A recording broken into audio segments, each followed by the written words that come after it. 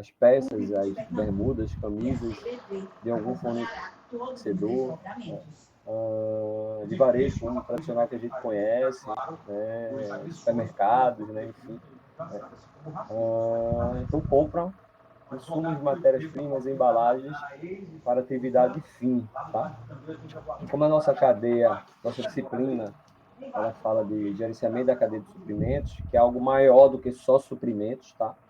A cadeia de gerenciamento de suprimentos também engloba a parte de suprimentos. Tá? A gente vai falar um pouquinho sobre suprimentos hoje, tá bom? E, basicamente, tem uma introduçãozinha aí que eu gostaria de reforçar alguns trechos para que vocês possam captar a ideia central da área de suprimentos, tá? E aí ele comenta que a área de suprimentos, em uma organização, em uma empresa, ela é responsável pela obtenção dos insumos necessários para apoiar as operações, tá? Então, recortem aí. Organização, a área de suprimentos de uma organização é responsável pela obtenção dos insumos necessários para apoiar as operações. E aí eu faço uma ressalva, né, sobre insumos que a gente conhece, pode ser o material usado para fabricar alguma coisa, mas insumo de um Mix Mateus, que inaugurou aqui perto da minha casa, né, quais seriam os insumos necessários para apoiar as operações de um Mix Mateus?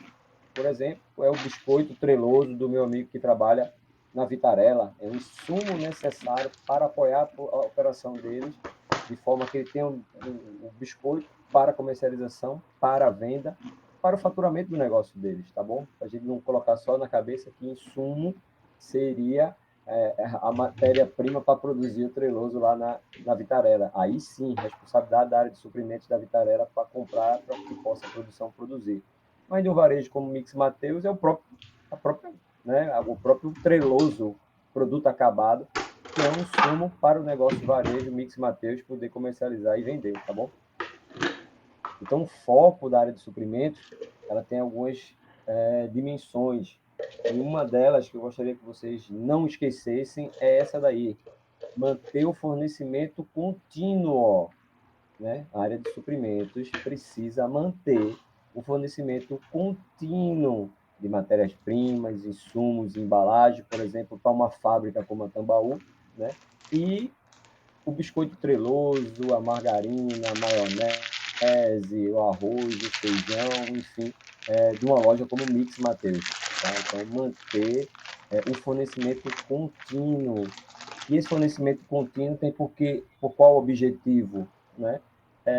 Evitar que a produção deixe de produzir um determinado produto, porque não tem material para isso, ou desde que uma loja de varejo não tenha um produto necessário para sua comercialização e sua venda, ou seja, para não deixar de faturar, não deixar de ganhar dinheiro. Então, o foco da área de suprimentos um dos focos é manter o fornecimento contínuo de produtos, no caso de um Mix Mateus, por exemplo, como esse exemplo que eu estou dando, e insumo, matéria-prima e embalagem para uma fábrica. Também minimizar os prazos de entrega. É função da área de suprimentos, quando compra matéria-primas, insumos, embalagem, quando compra o material necessário para uma produção, que esses produtos cheguem dentro do prazo, né, para que a produção possa colocar em linha de produção. Né? E uma loja como Mix Mateus possa colocá-lo nas gôndolas para venda. Então, na área de suprimentos, tem que se preocupar muito com os prazos de entrega do que é comprado de fornecedores. Tá? E o estoque de matérias-primas e componentes, né?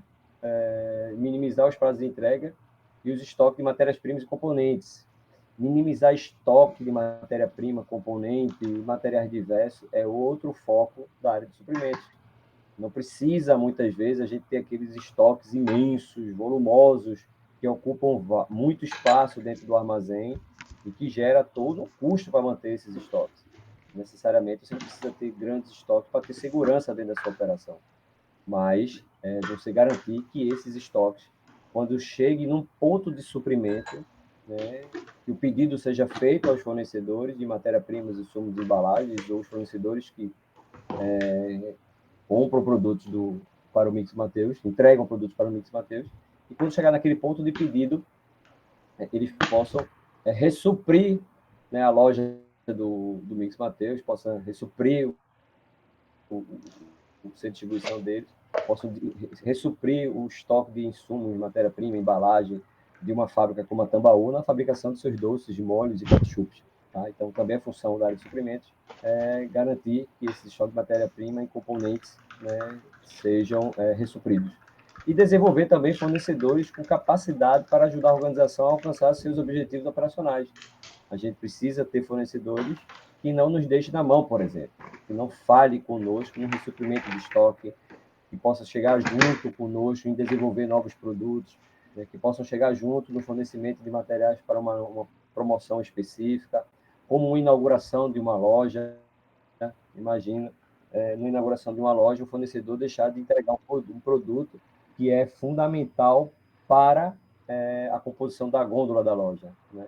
Então, ter fornecedores que cheguem junto aos objetivos organizacionais, operacionais daquela empresa da qual ela é fornecedora de matéria-prima, insumo, embalagem ou de produto acabado para comercialização. Então, a área de suprimentos tem essas principais dimensões, esses principais focos de atuação na área de suprimentos da empresa.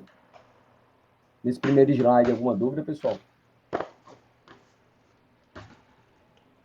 Não, tudo bem. Eu não. Se tiver alguma dúvida, como eu estou olhando só os slides, eu sei que eu não consigo. Se alguém levantar a mão aí no Meet, eu não vou conseguir enxergar. Tá? Eu estou diretamente olhando aqui os slides. Qualquer coisa, puxa aí, professor, para aí um pouquinho, me tira uma dúvida, aí eu paro aqui, tá? Não tem como mostrar o slide na tela, não, professor? Mostrar o slide na aqui, tela? vocês estão vendo, não? Não, tá aparecendo só o nome não? suprimento, isso aí. Só a primeira tela. Só a primeira página, suprimento. Caminhou, não? Vixe. Espera aí. Por isso que vocês têm que falar. Deixa eu interromper aqui. Eita, poxa. Isso é culpa de step. Compartilhar novamente, peraí.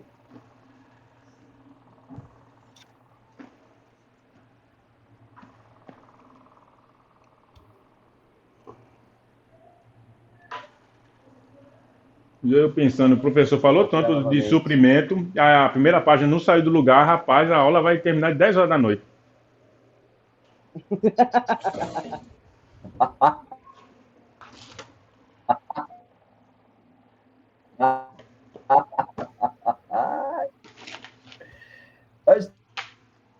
Está todo mundo em casa, então eu poderia ir até 1h da manhã batendo papo, é bom demais. Infelizmente eu não posso. Tem uma menina aí para cuidar e aí, vamos ver se eu tenho que compartilhar o meu colo com a aqui, esposa. tô vendo.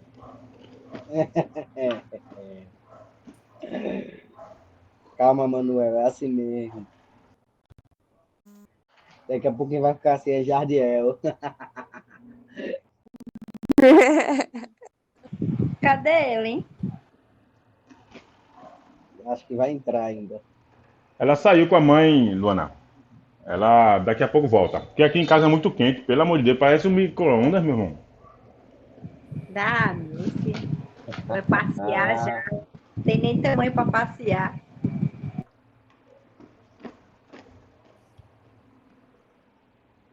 O tamanho dos olhos dela que fica todo arregalado quando vê alguma coisa nova na rua. É bom pra gente que ela se cansa e quando chega em Olha, casa a ela deixa que dorme. Ai, Olha, a Adriane tá pedindo pra aceitar ela aí, pra ela poder entrar na sala. Ela já tá. Ah, tá, beleza. Mas tá em tudo que é lugar. Ah, já tá, né? Beleza. Em casa também tá quente.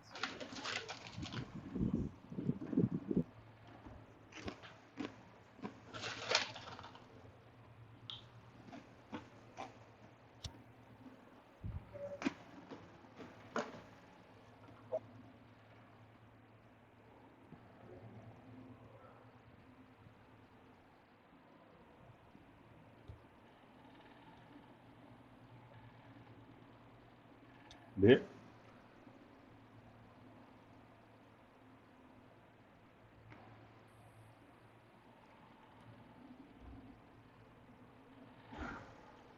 Aparecer para vocês, tá não, né? Tá não, ainda não.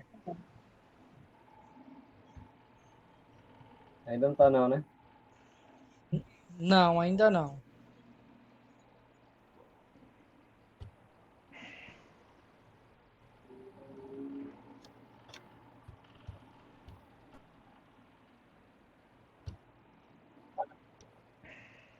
Isso vai aparecer.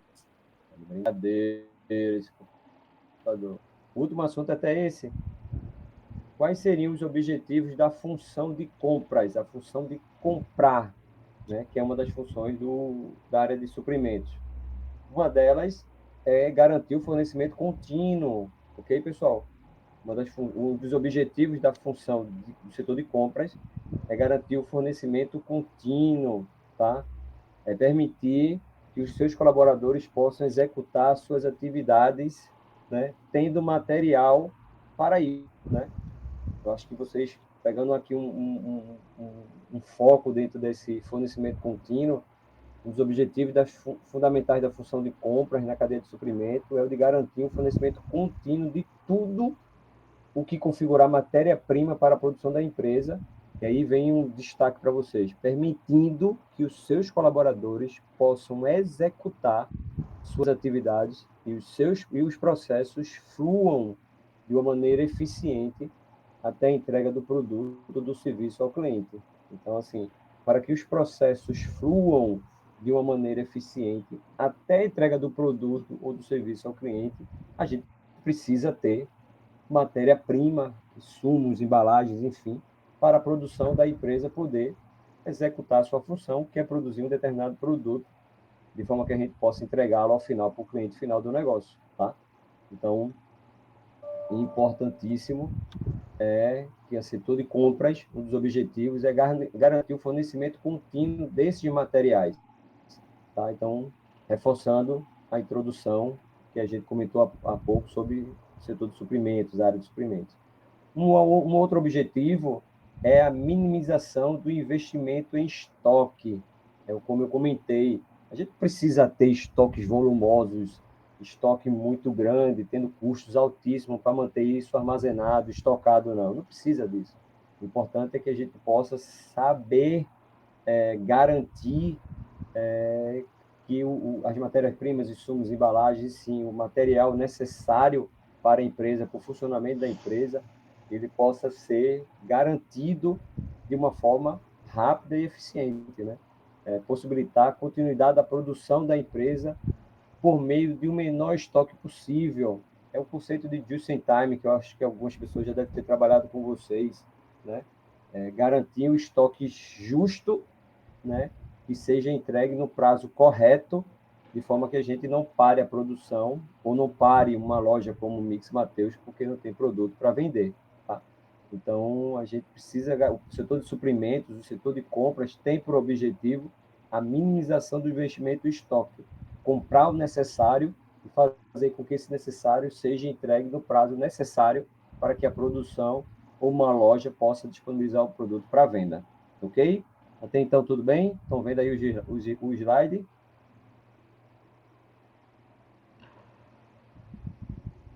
Não, professor, o slide não está Ok, pessoal, posso continuar? rodando. Ela está só a imagem compartilhada aqui do chat.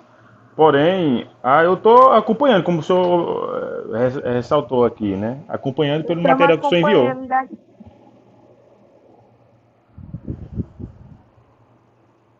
Então bora, né? Porque travou de novo, parou, estava aqui aparecendo, desapareceu. Ah, meu Deus. Então vamos lá, vou pelo meu material aí, vamos para cima, tá?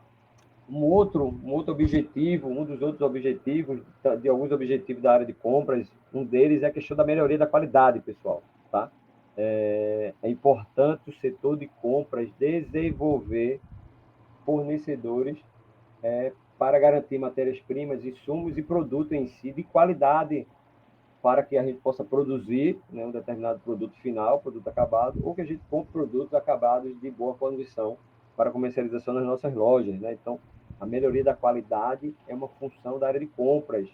O setor de compras é um dos mais importantes das organizações, uma vez que a qualidade dos produtos e serviços entregues aos clientes vai depender diretamente da qualidade daquilo que foi comprado, né, utilizado como matéria-prima na produção.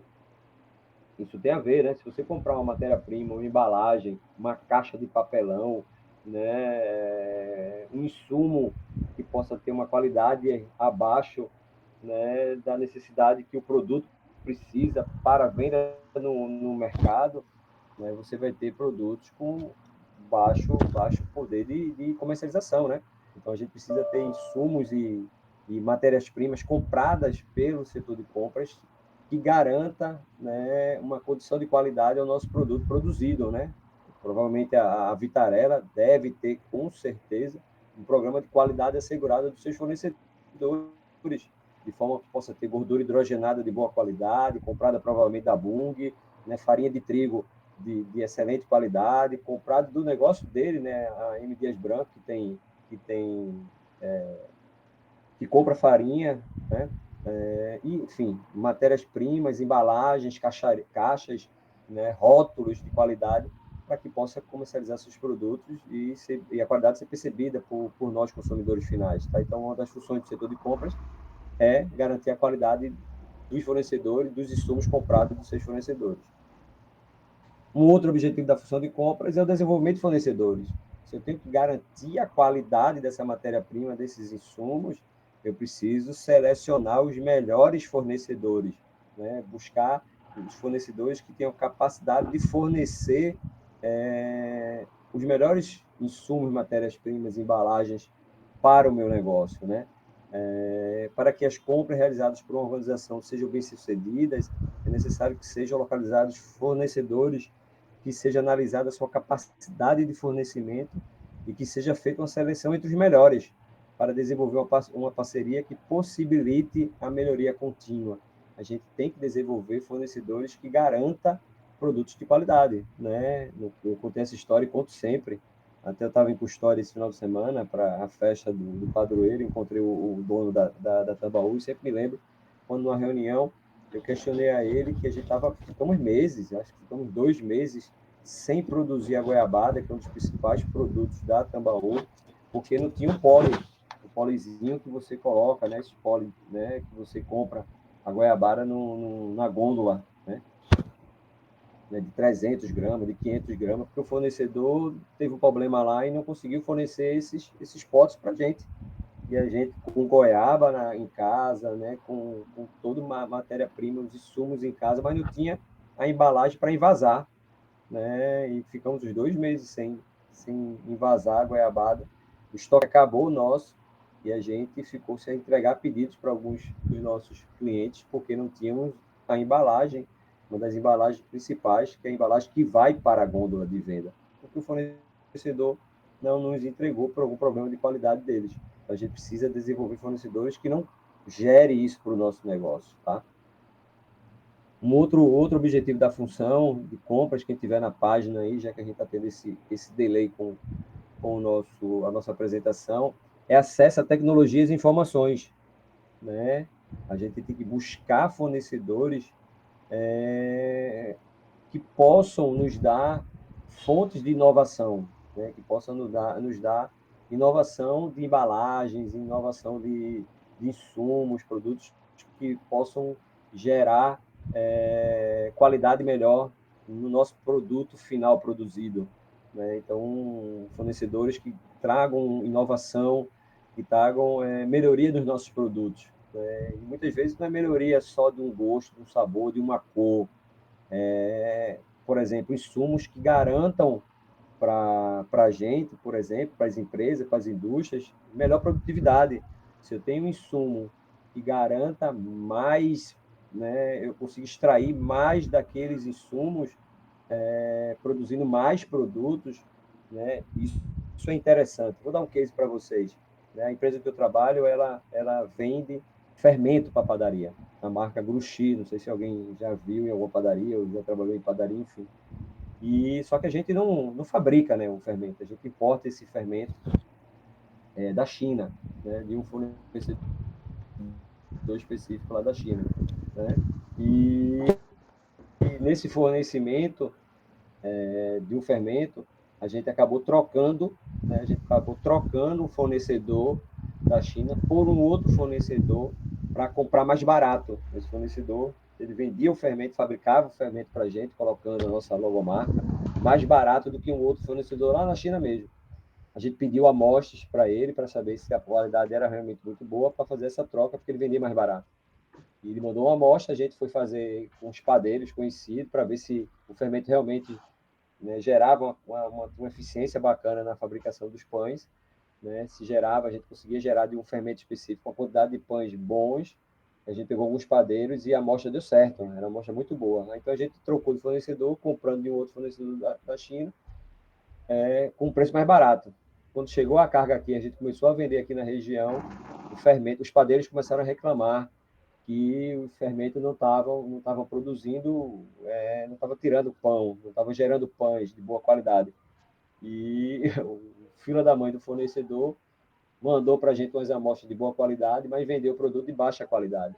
E os padeiros aqui da região reclamando que não estavam conseguindo, né, gerar pães, né, gerando um pão francês de boa qualidade.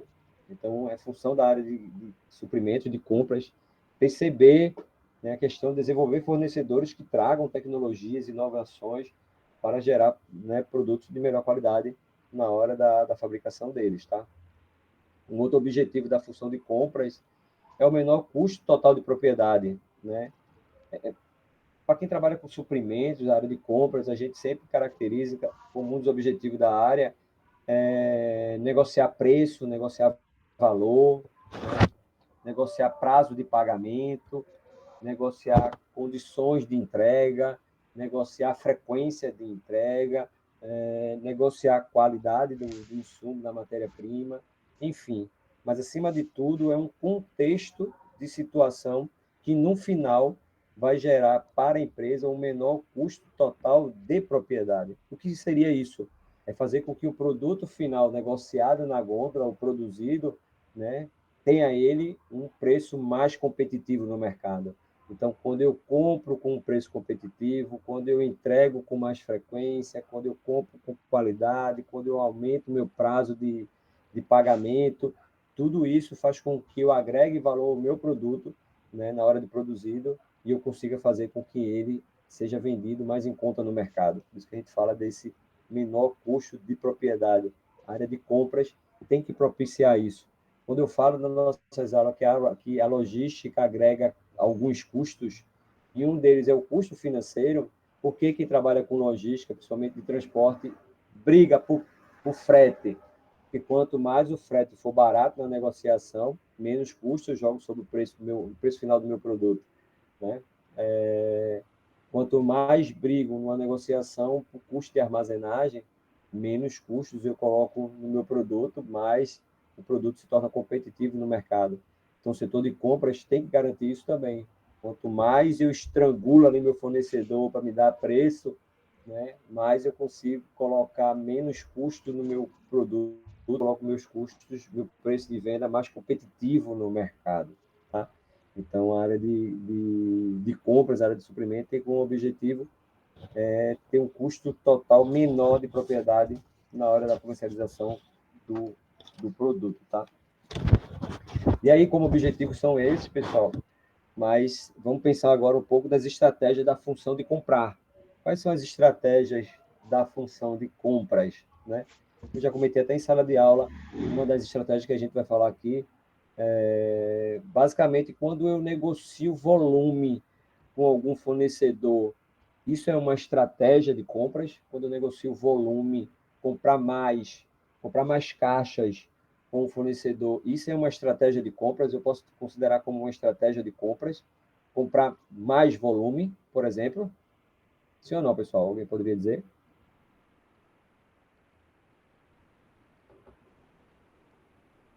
São tímidos?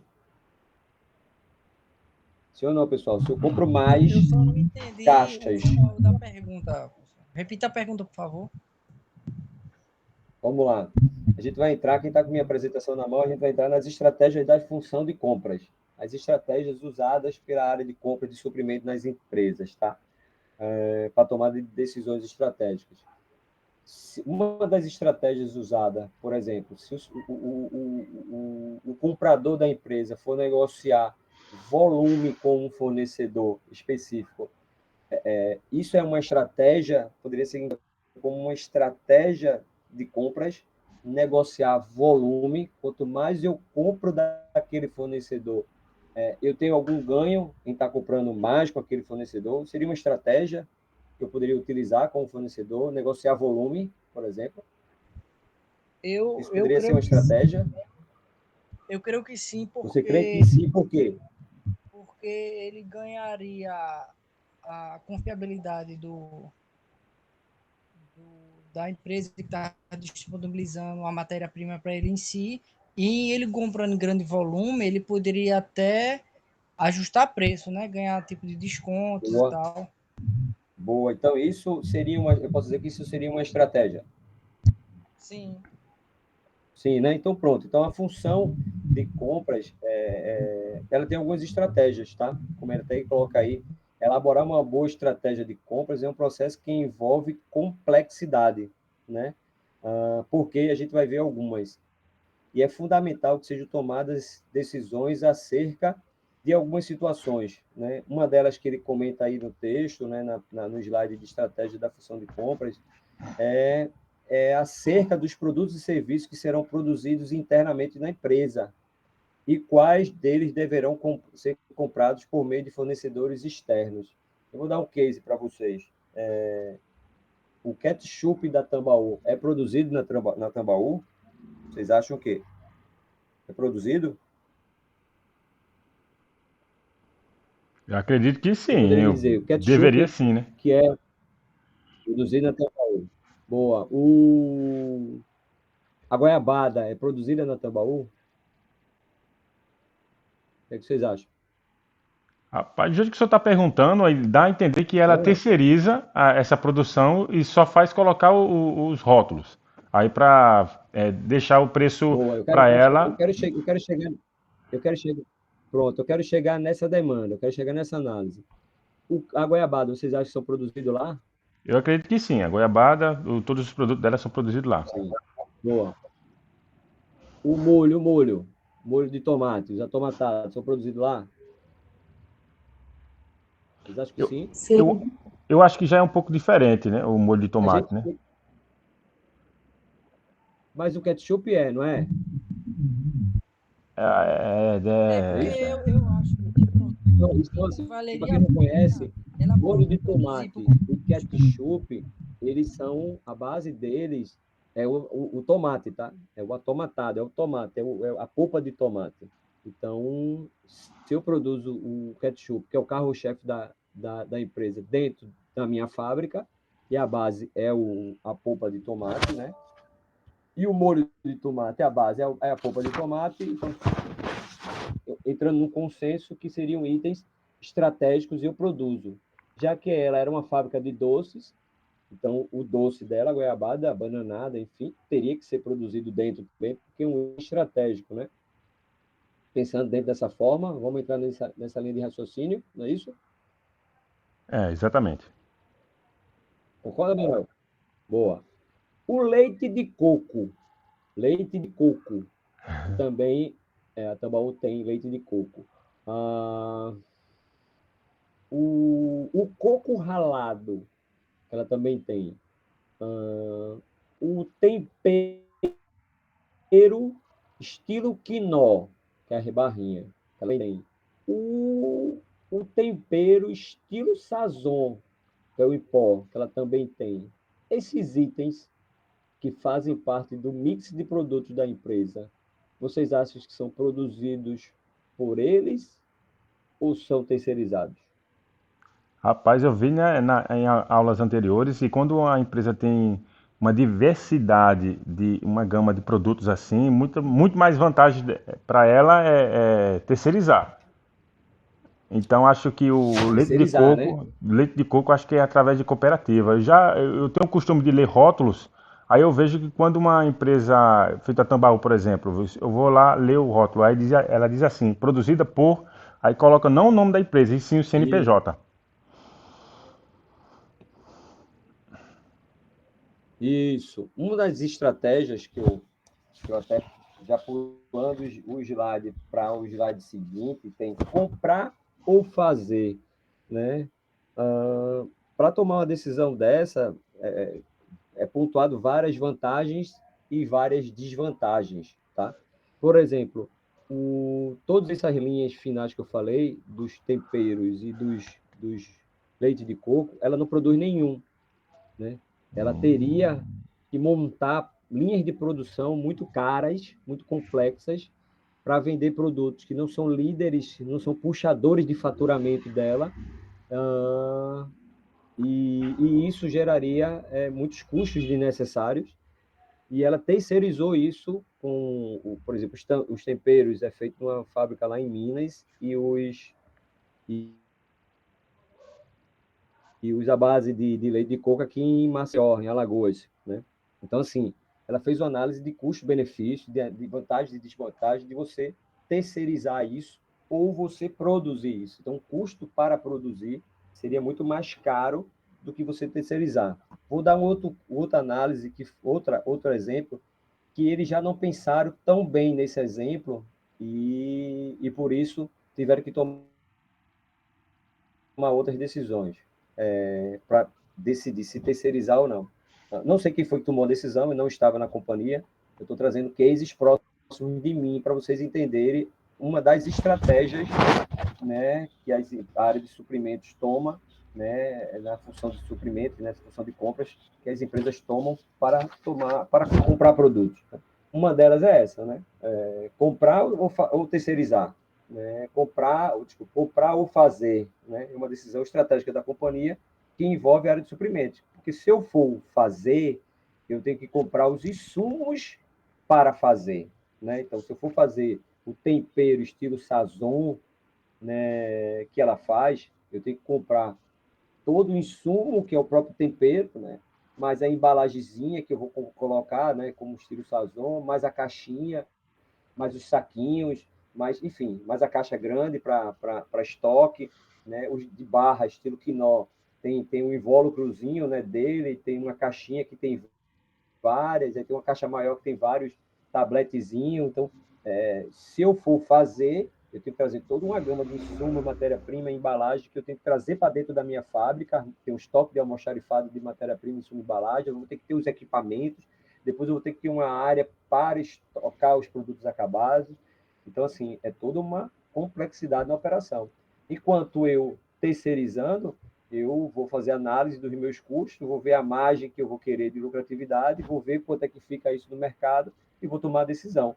Então, eu já recebo toda embaladinha, descarrego o caminhão, coloco no meu CD e vou fazendo a venda e vou entregando. Muito menos dor de cabeça do que eu ter que produzir, ter no mínimo 2 estoques, o de insumo, matéria-prima, embalagem e o de produto acabado, fora equipamentos de produção que a gente vai ter que comprar, que vai ter que fazer manutenção, tem que colocar uma linha de produção, contratar gente, enfim, toda uma dor de cabeça. Exemplo, azeitona. A empresa decidiu vender azeitona no mercado. E eu não estava lá, enfim, eu não posso comentar quem tomou a decisão. Eles decidiram fabricar. Você não fabrica azeitona, a azeitona já é produzida, é uma commodity. Você invasa a azeitona, né? Então, eles compraram o maquinário todo para envasar azeitona, né, para fazer as salmouras, as embalagens, né, padronizadas, né, os invólucros, enfim, as caixas que você coloca, né, as azeitonas envasadas, enfim, criaram um estoque de matéria-prima, embalagem, compraram os equipamentos, contrataram gente, treinaram gente, né, criaram as embalagens bonitinhas, caixas para logística armazenar, enfim. E começaram, compraram, a Tubaú importa as azeitonas da Argentina, na mesma localidade que a gente, como eu, que sou trade hoje, importo também as azeitonas. A gente importa, como eles importam, em bombonas de 80 quilos, né, que vem dentro das azeitonas e a salmoura, né, para conservar. E depois em linha de produção. É um produto novo, ele dentro do mix, né, de produto da empresa, não estourou, então a empresa ficava 6 dias de produção, dias úteis para produzir, que era a produção de segunda a sábado, invasava 2 dias, invasava azeitona, né, criando, né, produtos acabados para comercialização, né? Então, de 6 dias, a gente só usava 2 dias de produção. Depois, desligava os equipamentos, limpava, higienizava, tal, tudo mais. O pessoal era relocado em outra linha de produção e a máquina ficava parada 4 semanas. Imagina, um equipamento de mais de 1 milhão, ficar 4 dias na semana parado, porque não tinha venda para isso, não tinha mercado para isso. Isso é prejuízo, né, para o negócio. Por que não ter terceirizado isso? Né? Não sei responder a pergunta se alguém vier me perguntar. Mas o que foi que a empresa teve que pensar? Já que a azeitona não vingou dentro do negócio, agora eu tenho que otimizar essa máquina comprada, né? Então, quais são itens que podem ser envasados nessa máquina, para não ter prejuízo da máquina ficar 4 dias parado? Então, eles começaram a envasar aquele produto, meu Deus do céu, cogumelo, né? Começaram a envasar cogumelo nessa máquina para poder gerar mais mais tempo de produção da máquina. Então, hoje a máquina roda os 2 dias de azeitona e roda mais 1 dia de cogumelo, né? Também não é um item que gira muito. Então, eles estão procurando outras alternativas de outros itens que possam ser utilizados nessa máquina para poder fazer com que ela se rentabilize, por exemplo, que ela se pague. Então, veja, por que não comprar, não terceirizar essas produções de azeitona, de cogumelo, né? E comprar uma máquina para ficar boa parte do tempo ocioso. Então, tem que analisar bem isso na hora de tomar uma decisão sobre comprar ou sobre fazer. Essa é uma decisão estratégica da empresa. Uma outra decisão estratégica, aí logo em seguida, é sobre o usuário poder comprar. Né? O que é o usuário poder comprar? Você não precisar que uma área de compras, uma área de suprimentos, compre esse material. A empresa dá alternativa para os colaboradores, de uma forma geral, quando precisar comprar, ele mesmo ir no fornecedor, né, e fazer a compra. Né? Qual seria o tipo de material aí? Vocês possam estar percebendo, até tem aqui embaixo, no campo exemplo, aqui onde tem compra pelo usuário no slide. Qual é o tipo de produto que as empresas permitem que colaboradores diversos, sem ser a área de compras, a área de suprimentos, tenha que comprar? Né? Algumas empresas fazem isso, outras não, outras concentram tudo que for comprado, que precise de compras, que precise ser comprado, adquirido, seja da área de suprimento, da área de compras. Mas tem empresas que permitem flexibilizar e as pessoas dos setores possam comprar diretamente sem gerar demanda para a área de compras, para a área de suprimentos. Então, um dos itens assim que algumas empresas permitem é a compra direta pelo usuário, por exemplo, material de expediente. Material de expediente, né, tem algumas empresas que permitem o setor, né, definir o que é que precisa de caneta, de papel, de clips, de grampo, né, de caderno, lápis, marca-texto, borracha, post-it, faça sua levantamento de demanda no setor e possa pedir a uma papelaria próxima, alguma coisa assim, para suprir a demanda daquele setor, daquela área, daquela filial, sem necessariamente ter que pedir ao setor de compras. Por exemplo, lá na empresa, demanda de material de expediente, a gente tem que pedir a um analista de compras específico que fica tomando conta desse tipo de produto. A gente concentra o meu setor logística, o setor de desembaraço, o setor fiscal, administrativo, o setor contábil, faz a demanda de material de expediente, né, material de escritório, e solicita ao setor de compras, é um analista específico que vai comprar. Mas tem outras empresas que flexibilizam mais essas compras, porque são itens de valor agregado muito baixo. Então, é uma outra estratégia que as empresas fazem, algumas empresas fazem, deixando autonomia para o próprio usuário comprar o material sem ter que concentrar isso na área de suprimentos, tá, pessoal? Uma outra estratégia, passando aí, vocês vão ver a estratégia de consolidação de volume. Foi aquela que a gente comentou aí no início. Será que comprar volume é uma estratégia, né? Você diminuir a quantidade de fornecedor, você consolida um volume com ele e você tem uma liberdade, dá uma liberdade e uma tranquilidade para esse cara para estar negociando com uma única pessoa, né, sem muitos CNPJ no meio para poder estar negociando, preço, valores e prazos e entrega, e frequência de entrega, e qualidade, política de qualidade. Então, assim, você limitando a quantidade de fornecedores, isso incentiva, por exemplo, a empresa a fazer com que o fornecedor participe do teu negócio, tá? Faz com que você consiga trazer esse fornecedor para dentro de casa e coloca para ele, né, desenha com ele políticas de qualidade, prazos de entrega, frequências de entrega, preço acima de tudo, prazos de pagamento. Imagine, na Tambaú tinha isso, e na empresa que eu trabalho hoje está se criando também uma análise, um KPI de análise, né? Que seria o seguinte: quanto tempo se leva para se pagar um fornecedor de uma matéria-prima, insumo, embalagem, quanto tempo médio se paga a um fornecedor e quanto tempo médio a empresa recebe o pagamento dos seus boletos por parte dos seus clientes, né? Deixa eu ver se eu consigo ser claro. Quanto tempo, em média, qual é o prazo médio de pagamento dos clientes em relação ao prazo médio de pagamento de fornecedores? Não sei se vocês entenderam, mas deixa eu dar um exemplo. Eu levo 45 dias, em média, para pagar meus fornecedores de matéria-primas, insumos, embalagem, ou Mix Mateus pagar aos fornecedores dela, uma Tambaú da Vida, uma Nestlé, uma Ambev, uma Coca-Cola, por exemplo. E a empresa leva em torno de 30 dias para receber o pagamento de seus clientes. Ou seja, a Tambaú gira em média 30 dias para receber do Mix Mateus o que ela vendeu para ele. Ok? Então, a Tambaú leva 45 dias para pagar um fornecedor de embalagem e leva 30 dias para receber o pagamento da venda de um produto acabado para o Mix Mateus. Esse é um indicador KPI de performance que a Tambaú faz e outras empresas fazem, e a Eletra também está começando a fazer.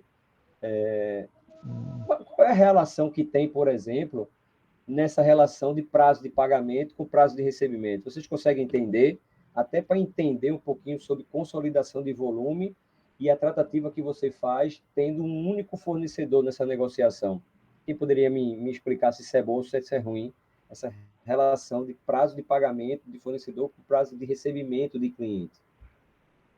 Alguém poderia me dizer se essa relação é bacana?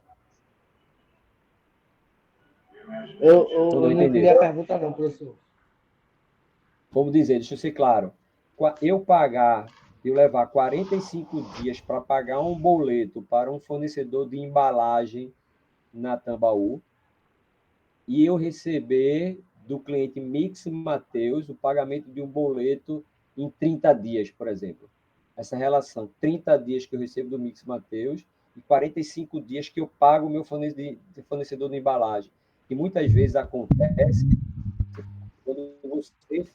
quando você tem um único fornecedor e consegue barganhar várias situações com ele, não só preço. Quando você consegue colocar o seu volume na mão de um cara, você barganha várias situações com ele, não só preço, inclusive condições de pagamento. Essa relação, recebo 30 dias do Mix Mateus e pago com 45 dias meu fornecedor, é uma relação bacana? Caramba, velho. Eu creio que sim. Eu creio que sim também, porque ele não está dentro do prazo para pagar a Tambaú. Eu acho que é maravilhoso, porque o senhor gosta de case, né? A minha situação hoje, a senhora sabe que a minha empresa é de Brasília, né? E a gente está sofrendo muito para encontrar fornecedor aqui. para comprar as peças, para os ônibus, essas coisas todas. E a maioria Sim. quer o primeiro pagamento à vista e ainda fica com o pé atrás, porque sabe que a empresa é de Brasília, essas coisas todas. E quando a gente Tá. consegue alguém que fature para nós para 30 dias, é mesmo que um milagre. A maioria é para 15 dias, para 10 dias. O pessoal não quer colocar para 30 dias nem a pau. Entendi. E aí, veja, eu acho que o Eduardo ia falar alguma coisa, Eduardo. Sim, sim, eu concordo com o Adriano aí, porque ele, com isso aí, ele vai ganhar tempo, dinheiro em caixa, né? Porque o tempo que ele vai receber e o tempo que ele tem que pagar, ele vai ter tempo, dinheiro, organização, mesmo quando ele tiver numa margem baixa, com esse tempo que ele tem de receber antes, vamos dizer assim, para pagar depois, pode ser organizado dessa maneira, né? Tá certo os dois, né? Eu consigo colocar dinheiro em caixa primeiro para pagar meu compromisso depois. Eu recebo primeiro do Mix Mateus e pago 15 dias depois ao meu fornecedor. Ou seja, eu coloco dinheiro dentro de casa para pagar meu fornecedor. Mas a relação só acontece se você tiver uma relação de parceria bem negociada pela área de compras, área de suprimentos, e muitas vezes nessa relação de consolidação de volume. Você diz para o cara, meu amigo, eu estou comprando contigo X mil caixas, então eu queria que você fizesse pagamento para 45 dias, ou coloca, divide em duas vezes, 45 dias e 60 dias, né? Isso me dá uma capitalização para que eu possa pagar esses caras, mas você só consegue isso se você tiver uma relação forte de parceria e uma negociação boa de volume.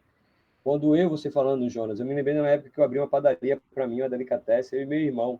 Primeiro pedido da Coca-Cola tinha que ser pagamento à vista, aí eu tinha que comprar um mix, um pouquinho de tudo, né? A primeira compra que eu tive que fazer na Coca-Cola era assim, você tem que comprar um mix, né, e pagar à vista. Aí, depois de 3 compras, se eu não me engano, ela começava a dar prazo de 7 dias, né, para poder, em 7 dias, vender aquilo que eu comprei e pagar o boleto deles.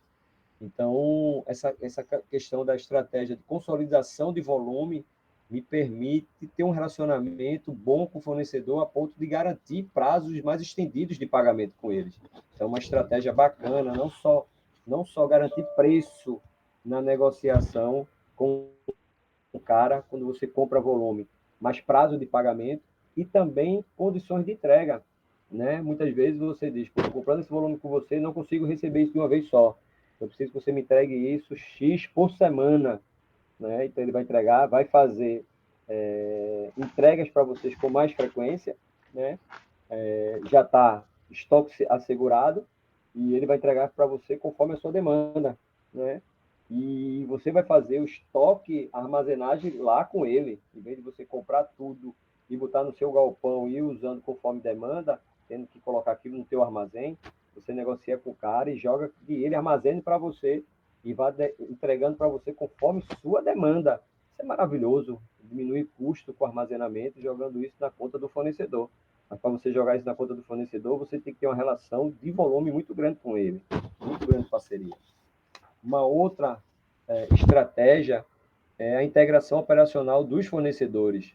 É você trazer o fornecedor para dentro da sua casa para fazer com que ele integre com o seu projeto, que ele ajude a você a desenhar processos internos, né, que ajude você a que faça com que ele desenhe embalagens, por exemplo, né, para que você possa ter custos reduzidos na sua operação. Antigamente, quando eu era gerente de uma operação da Skill, hoje Júlio Simões, eu fazia a operação para a Unilever, na fábrica lá em Pojuca. A Unilever constantemente fazia teste de embalagens.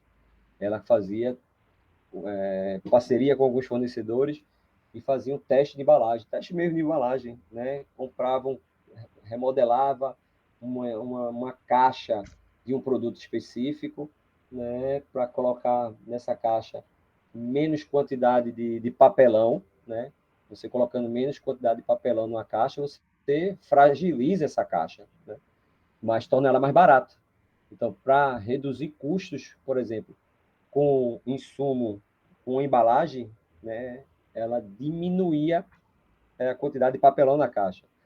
Mas para saber se essa caixa daria certo, ela fazia testes de armazenagem, colocava X caixas no pallet, formando, deixava o pallet armazenado lá um mês para ver se as caixas avariavam, né? Se o peso das caixas, uma em cima da outra, variava a caixa, fazia teste de transporte, né? Carregava aqui, mandava entregar, fazia uma transferência para a fábrica deles em Goiânia, lá em Goiás, para fazer se tinha o transporte em si, se a carga chegava variada lá em Goiás, né? Para saber se aquela caixa, aquela nova configuração de caixa, mais barata, porque você colocou menos papelão nela, ela suportava todas as operações logísticas, trazia o fornecedor para dentro de casa para desenhar algum projeto de marketing. Se vocês perceberem, no supermercado mesmo, tem muitas embalagens, que são as embalagens logísticas, que são usadas para armazenar o produto, que muitas usam na própria gôndola, né? Você abre a embalagem em si e ela vira uma estrutura de venda de um produto fracionadinho que tem dentro. A própria embalagem usada para armazenar produto pode ser usada numa gôndola para vender um produto específico, né? Vários fornecedores, era uma rotina também nossa lá nessa operação com a Unilever. Ela chegou a reduzir o custo de filme stretch, né? Se vocês perceberem, forem nesses atacarejos da vida, vocês olharem para cima, vão ver que muitos pallets estão filmados, né? Com filme stretch para garantir segurança, que a caixa não caia de lá de cima, numa movimentação da empilhadeira, por exemplo. Então, a Unilever começou a fazer muitas vezes teste de embalagem para reduzir custo, colocando cola, né? Ela colocava a produção, colocava pingos de cola nas caixas na hora de paletizar um produto, para evitar o custo da embalagem. Então, você traz o fornecedor para dentro de casa para dar opções. O que é que eu posso fazer para reduzir custos com logística, diminuindo o custo com filme stretch? Poxa, a gente pode colocar uma cola, mas um pingo de cola, será que dá para firmar a caixa uma com a outra, de forma que elas não se movimentem numa movimentação de uma empilhadeira, por exemplo? Garantir segurança. O cara traz uma 3M para dentro de casa, colocar uma cola, era um pingo só de cola. Ele não colocava cola nas caixas, uma cola numa caixa na outra, não. Ele colocava um pingo no meio da caixa e colocava outra caixa em cima e formava um pallet de 10 de altura, né? Só colocando um pingo nas caixas e ela fixava de uma forma que não saía, não roçava, não deslizava de uma caixa para outra. É você trazendo o fornecedor, fazendo uma integração desse fornecedor, trazendo ele dentro de casa para poder trazer soluções para o seu negócio. Então, isso é fundamental nas estratégias logísticas para poder criar soluções de embalagem de insumos que possam trazer ganhos para o negócio, né? Uma coisa que acontece muito nas fábricas por exemplo, aqui a gente tem montadora, né, a Jeep aqui, né, imagine, né, a Jeep tem que desenvolver um carro específico, né? Quantos fornecedores tem ali no desenvolvimento de um carro, né? Qual seria a melhor bateria, né, a melhor amperagem de uma bateria para fabricar o Commander, né, que é um Compax maior, um SUV maior do que o Compax, né? É a mesma amperagem do Compax que tem que ir no Commander. O Commander tem uma carga maior, né, é mais pesado, né, precisa ter mais força para... É a mesma amperagem de bateria. Poxa, deve ter chamado a bateria Moura, né, fabricando a bateria para poder desenvolver o projeto, né? O pneu que vai nesse carro, qual é o melhor pneu, né? Qual é o maior raio, o maior aro que deve ir nesse pneu? Eu quero botar um aro X, né? Vai ficar melhor para sustentabilidade, segurança do carro. Deve ter chamado, sei lá, eu não sei se é a Pirelli, o pneu do Commander. O meu Ford Ka é o mais baratinho, não sei, né? O cara que fabrica o motor, o cara que fabrica os bancos, quer desenhar um banco assim que abrace o cara, que abrace o passageiro, que seja algo mais confortável. Provavelmente chamou um fornecedor de banco para trabalhar o desenvolvimento do projeto, né, para que possa criar um banco bacana, confortável, com um custo específico para aquele projeto. Ou seja, a questão da estratégia de de integração do fornecedor passa por isso. Trazer o fornecedor para fazer parte do projeto daquele produto, daquele serviço, daquele carro, por exemplo, daquele projeto, tá? E aí entra no slide seguinte, que fala de gerenciamento de valor, né?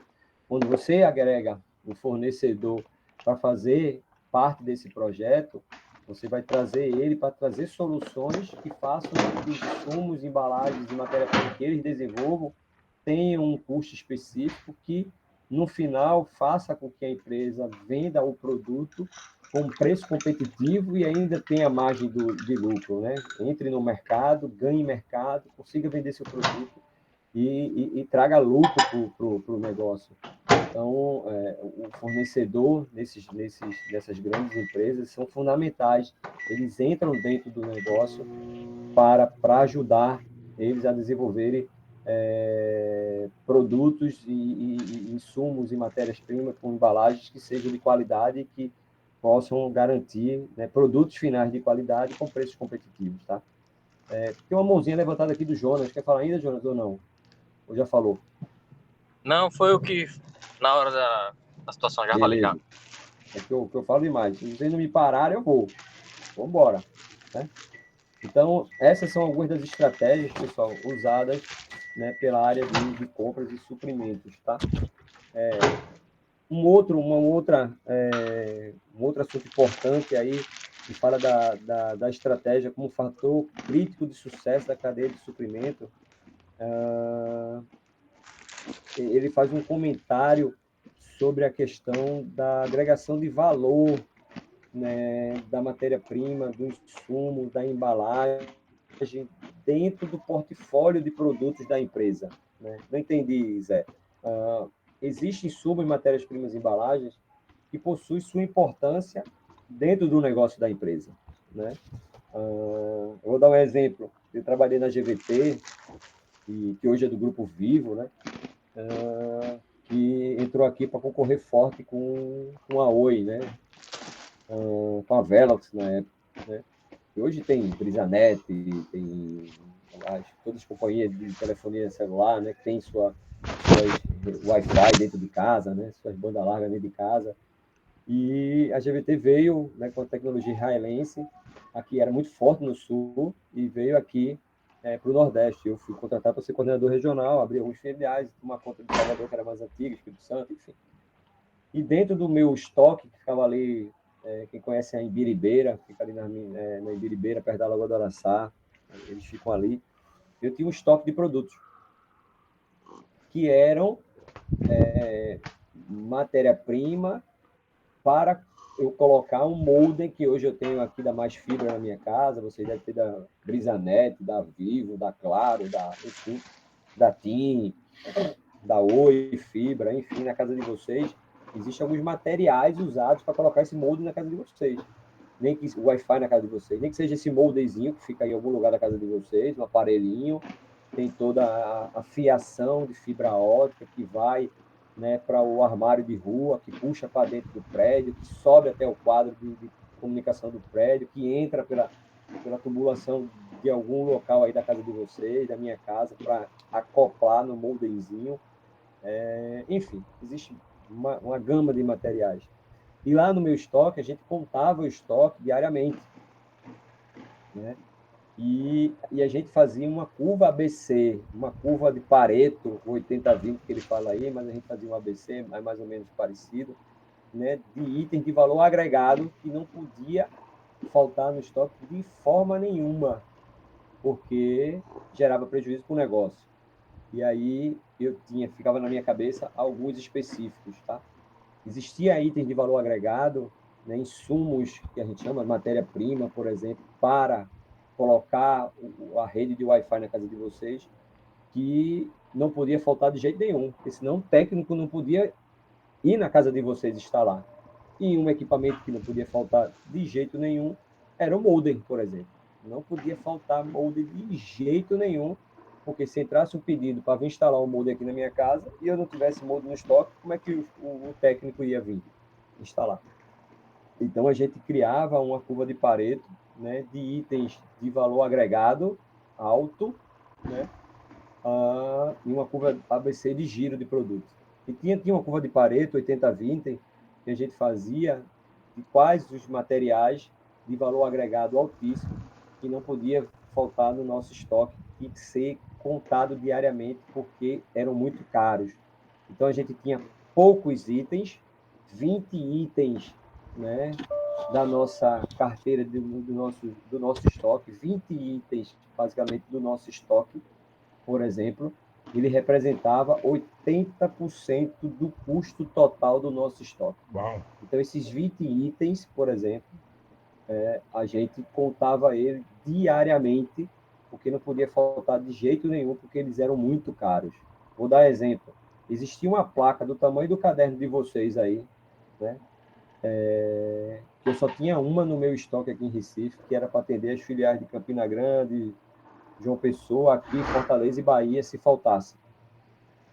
Porque eu podia mandar aéreo, né, e chegava rapidinho. Tá? Era uma placa que ela ficava no nosso servidor na Ibiribeira, e se queimasse alguma coisa, a gente tinha que ter isso, porque se queimasse lá, caía a rede de todo mundo, e essa placa, a gente tinha que substituir. Essa plaquinha custava 80 mil reais. Então, essa placa ficava no meu olho, assim, na minha sala, olhando ela todo dia. Porque se faltasse ela, né, e queimasse a placa no servidor, né, e eu não tivesse essa placa, parava a regional toda, que era atendido pela Ibiribeira aqui. Então, alguns itens a gente tinha que olhar ele debaixo do braço e representava 80% do custo financeiro de todo o meu estoque. 20 itens. Né? E tinha itens, né, a maioria dos meus itens, né, tinha um valor agregado muito baixo, eram alguns Braulio. fios, alguns equipamentos. A gente tinha a abraçadeira Hellman, que a gente chama de enforca-gato, né, que a gente usa para amarrar fio, por exemplo. Né, sempre dava divergência no estoque desse negocinho nos sacos. Isso aí eu dava quebra quando faltava, né, no estoque, quando faltava uma quantidade no estoque, porque isso aí, né, o valor agregado era centavos de cada abraçadeira dessa. Então, uma da importância estratégica e fator crítico no sucesso da cadeia de suprimentos, principalmente a questão da gestão de estoque desses itens de valor agregado, né? Os itens que custam muito caro, né, que tem um valor agregado muito caro no nosso estoque, e foi comprado a peso de ouro. Normalmente, se vocês fizerem uma análise no estoque de vocês, representam aí 20% só do estoque de vocês. De 100 itens que vocês têm no estoque, vocês vão ver que 20 itens, 20% dos itens representam um valor agregado maior do estoque de vocês. E o restante tem um valor agregado muito menor, que se faltar ou se der alguma falha de acuracidade no estoque, não vai parar o teu negócio, não vai quebrar a tua empresa. Mas se esses 20 itens, que representam a quantidade maior do custo financeiro do teu estoque, tiver algum furo de estoque ou faltar, né, vai impactar no teu negócio, vai impactar numa produção, vai impactar numa venda. E então a gestão de estoque desses itens, né, a aquisição deles por parte da equipe de suprimentos tem que ser de uma forma muito rápida, não pode deixar faltar de jeito nenhum, como não pode deixar demorar a compra para ressuprimento deles no estoque. E se já tiver no nosso estoque, não pode deixar faltar de jeito nenhum, porque isso vai gerar impacto numa produção da vida ou numa revenda de produto. Susana von Do Richthofen, negócio. solta, Por 20 anos isso que, depois. no slide seguinte, fala Ah, sobre ela aí. particularidades de compra, entrando nesse conceito de criticidade de estoque, de valor agregado de estoque, da importância dele para a produção de um produto ou para uma revenda de um produto. Existem 4 particularidades que vocês têm que ter atenção, pode ser até questão de prova também, né, que são os tipos de compras, né? A gente tem, por exemplo, as compras rotineiras. O que seria uma compra rotineira, né? Alguém pode supor aí, que é uma compra rotineira, que tem baixo valor, baixo risco.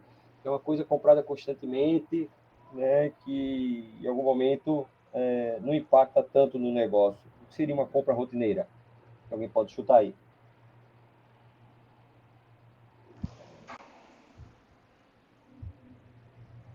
Quem poderia chutar? Uma compra rotineira? Caneta é uma compra rotineira? Papel é uma compra rotineira? tem baixo valor agregado e baixo risco. Se faltar um papel, provavelmente A4, o negócio não vai parar, né? Dependendo do negócio também, né? Mas, de uma forma geral, se faltar um papel, assim, o negócio não para, né? Se faltar uma caneta, o negócio não para. São itens de baixo valor financeiro e baixo risco. Não são compras rotineiras, por exemplo. Seriam compras de gargalo, valor alto, né? E risco crítico, né?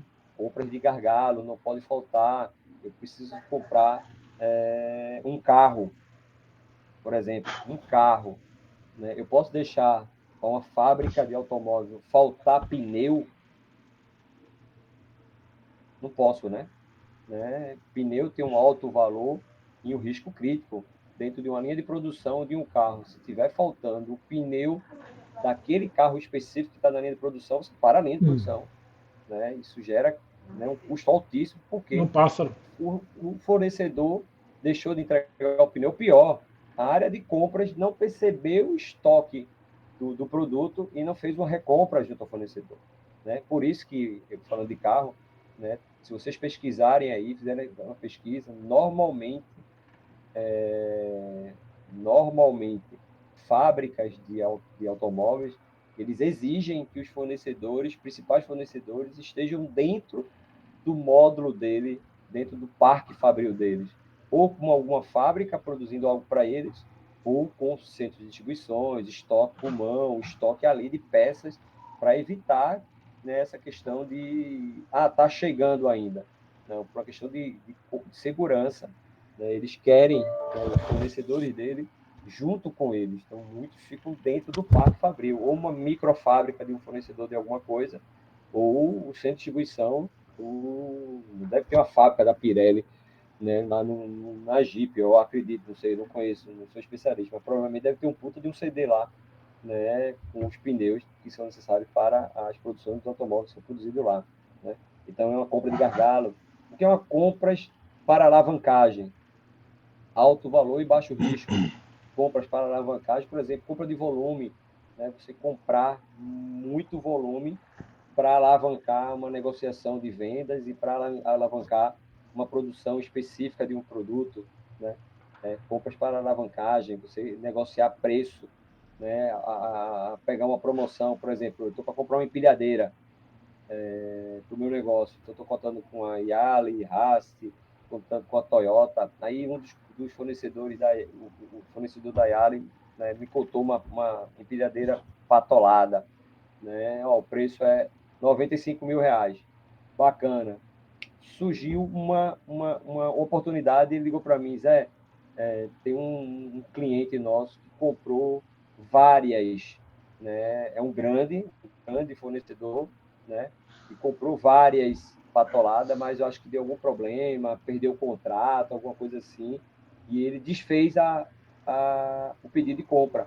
Então, a gente está com várias empilhadeiras patoladas no nosso negócio, no nosso CD, nosso galpão, e porque o cara desistiu e agora a gente precisa revender, então a gente está fazendo os preços promocionais. Compra, se eu fosse pegar essa oportunidade, compra para alavancagem, né? O cara está ofertando a empilhadeira R$ 80.000, né? De 95 para 80 mil, olha a oportunidade. Né? Então, dependendo da situação, são compras assim de alto valor, porque você tem um valor agregado, né, financeiro alto de compra, mas são itens basicamente de baixo risco. Né? Se comprar muito para colocar muita embalagem, para colocar dentro do teu estoque, para pegar uma oportunidade de preço. E compras críticas, que são compras de alto valor agregado, o valor financeiro é alto, o risco também é alto, e itens estratégicos para o negócio, sabe? Então, um carro, por exemplo, a gente está falando de carro, né? Até recentemente, acho que uns meses atrás, teve uma reportagem falando dos microchips que são fabricados na China e que hoje é usado em todo tipo de produto, e inclusive em carros, né?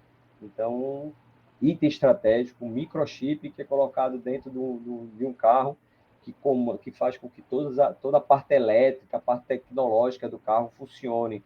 Poxa, valor agregado alto, risco alto, itens estratégicos, compra crítica, pessoal de suprimentos não pode vacilar na compra desse item na China, porque demora, sei lá, 2 meses para chegar, então não pode deixar faltar aqui, tem que ter um controle de estoque muito fodido, vamos dizer assim, muito forte, para que os produtos cheguem no prazo, né, e não falte estoque, porque senão pode gerar problemas. Então, é o tipo de equipamento, de insumo, de matéria-prima, enfim, que tem que ter uma atenção muito especial, que além do valor financeiro dele, é um risco muito alto de deixar faltar no estoque, por exemplo, e é um item estratégico para o negócio. Então, são 4 tipos de particularidades no processo de compras que o pessoal de compras e suprimentos, né, trabalham: compras rotineiras, compra de gargalo, compra de alavancagem, compras críticas. Quando eu era trainee da Bung, eu tirei as férias do pessoal de um analista de compras, e lá tinham 4 compradores. E tinha um que era o mais velho de idade e, consequentemente, mais velho de empresa.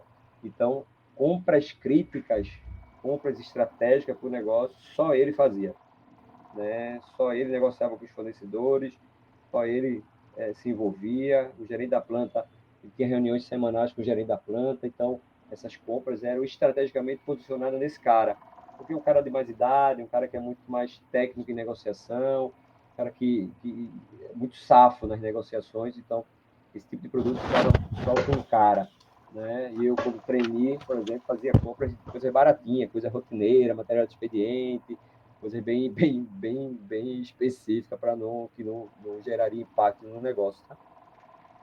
Para terminarmos, pessoal, né, antes de terminar, peço desculpa, eu fiz de tudo aqui para tentar colocar minha tela para vocês, né, mas agradeço aí ao Manuel, aos outros que deram como opção estarem acompanhando pelo material que eu mandei no Classroom, e é por ele que eu estou também me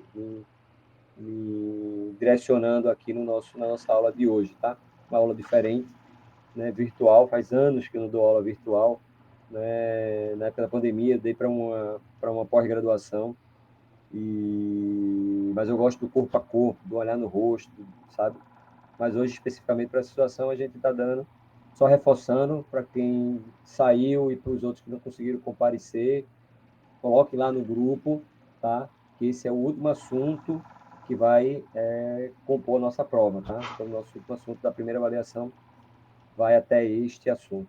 Então, para concluir, eu fazer as orientações finais sobre os trabalhos também, né? Esse último slide fala um pouquinho, de uma forma resumida, fechando o que seria a função de compras, a função de suprimentos, a função de comprar matéria-prima, insumos, embalagem, materiais diversos, serviços ou produto acabado que seja para um negócio como varejo, tá? Então, a função de compras dentro da cadeia de suprimentos, a gente está analisando a gerenciamento da cadeia de suprimentos, a gente pegou uma janelinha que é a função de compras, né? O ato de comprar. Dentro da cadeia de suprimentos, tem como responsabilidade a aquisição de matéria-prima necessária para apoiar os diversos processos e atividades de uma organização. Desde uma caneta a desde um microchip necessário para colocar no commander da Jeep, por exemplo. O propósito dessa área deve ser multifuncional e multidimensional, uma vez que é preciso, por exemplo, manter um fornecimento contínuo, né? A área de suprimentos de compra, a área não pode deixar faltar materiais dentro do negócio, com estoque mínimos, né? Para não agregar custo de armazenagem, custo de material impactado, capital impactado em materiais, embalagens, diminuir prazo de entrega, negociar com fornecedores maior frequência com tempos curtos, e desenvolver fornecedores, né, que auxiliem no atingimento do objetivo final da empresa, um fornecedor parceiro, um fornecedor que traga inovação tecnológica, que auxilie as empresas no atingimento do seu objetivo final. E sendo muito claro, muito objetivo, o objetivo final de uma empresa é ter lucro, né? Para isso, existem várias outras situações envolvidas para que a empresa possa obter lucro.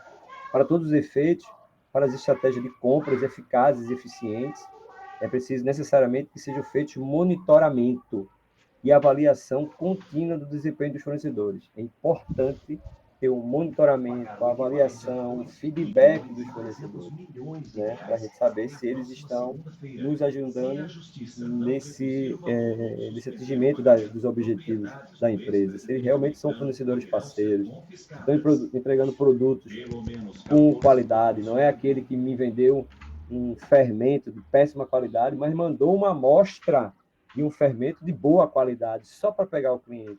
Né? É um cara que coloca prazos mais esticados de pagamento, que auxilie no meu fluxo de caixa, de estar recebendo dos meus clientes e com fluxo de caixa, com dinheiro em caixa, eu poder pagá-los, pagar os meus fornecedores, que entregue com mais frequência, que me dê preço, que me dê prazo de entrega, que me dê frequência de entrega, porque eu posso comprar e deixar com ele, né, nos seus armazéns, nos seus centros de distribuições, eu sou produzir quando necessariamente eu pedir e mandar, que me traga insumos, matérias-primas, embalagens, inovadores, né, com boas tecnologias, com boa qualidade, que faça esse produto, esse insumo ser eficiente, que me gere mais pães dentro da minha linha de produção, né, com qualidade, atingindo a eficácia, né, entregando o resultado.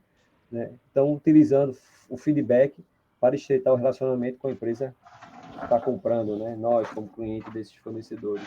Então, basicamente, esse material, nessa aula de hoje, falando sobre a área de suprimentos, a área de compras, abrange, não sei se tem alguém aqui que já trabalhou, já estagiou, enfim, na área de suprimentos, da área de compras, ou que tem alguma interface com essa área, ou que tem algum relacionamento com essa área. Né? Então, basicamente, seria esse, de uma forma resumida, né, qual as características da área de suprimentos, da área de compras e de algumas empresas, né, que a gente possa, de pequenas a multinacionais, tá? Então, o assunto de hoje basicamente foi isso, pessoal. Queria fazer alguns reforços, tá?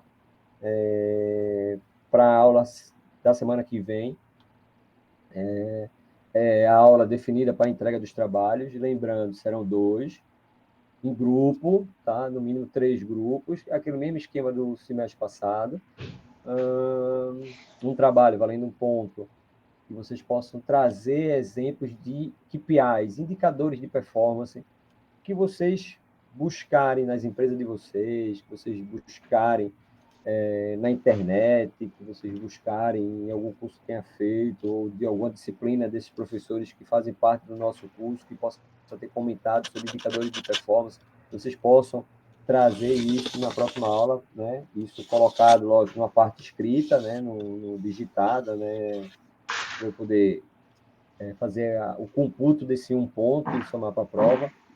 E aí a gente vai gerar um debate em sala de aula, pegando alguns indicadores de performance, a gente debatendo eles na sala de aula, né? Colocando lá no quadro e debater sobre eles.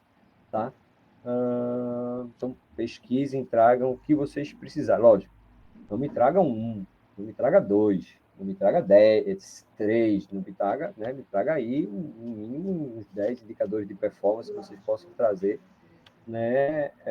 Mostrando lá no trabalho, na parte escrita, e aí no quadro a gente vai desenhar junto, né? A metodologia do cálculo dele, tá?